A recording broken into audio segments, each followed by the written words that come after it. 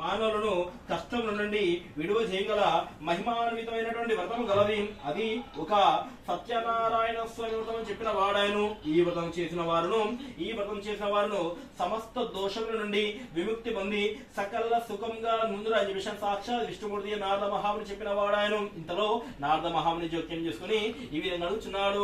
ఓ దామోదర, ఈ వ్రతమును ఎటులా ఆచరించవలేను? దాన్ని ఇదివరలో ఎవరు ఆచరించిరి?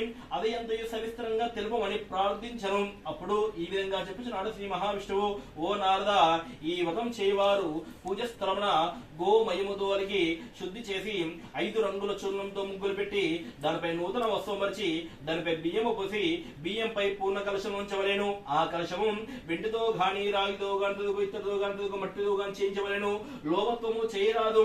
సత్యనారాయణ స్వామి ప్రతిమ ఒక కలశం బంగారుతో గాని అర్ధ కలశం బంగారుతో గాని తుదుకు పావు కలశం బంగారుతో చేయించి పంచామృతాభిషేకం గావించి మండ పౌరించవలేను. ముందుగా గౌరీ గణాది దేవత ఆరాధన చేయవలను. తదనంతరము ఇంద్రాది అష్టదిక్పాలక దేవత సహిత ఆదిత్య నవగ్రహ దేవత ఆరాధన చేయవలను. తదుకు సత్యనారాయణ స్వామి దేవత ఆరాధన పూజ చేయవలను. తదుకు ఏ దినమైనను సాయంకాలము ఈ వ్రతం చేయడం చాలా ఉత్తమం అని చెప్పిన వాడాయను. ఈ వ్రతం చేయవారు అన్ని పనులు ఆవు నెయ్యి, ఆవు పాలు, గోధుమ కలించే బియ్యం నూక, చక్కెర నుంచి బెల్లం ఇవన్నీ సమానము షేరు పావుల చొప్పున చేర్చి ప్రసాదము తయారు చేసి స్వామికి నివేదన చేసి భక్తి శ్రద్ధలతో సత్యనారాయణ స్వామి వ్రతను కథను ఆలకించవలేను. ఈ యొక్క వ్రతను 4 వర్ణముల వారును స్త్రీలను పురుషులను కూడా చేయవలసిన వాడాయను.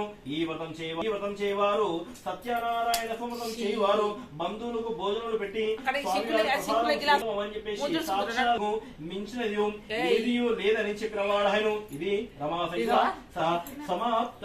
భగవానికి జై. ఏడుకొండల వెంకటేశ్వర స్వామి భగవానికి జై.